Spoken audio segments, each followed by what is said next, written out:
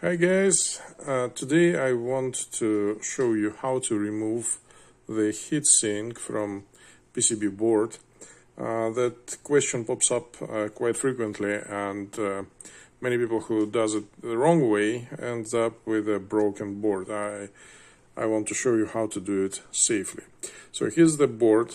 It's a dead one, unfortunately, and it has this heatsink, and what you need to do is to rotate the heatsink around the chip. Not pulling, not jerking, not prying, just gently but firmly rotating it around the chip, like this. That's it.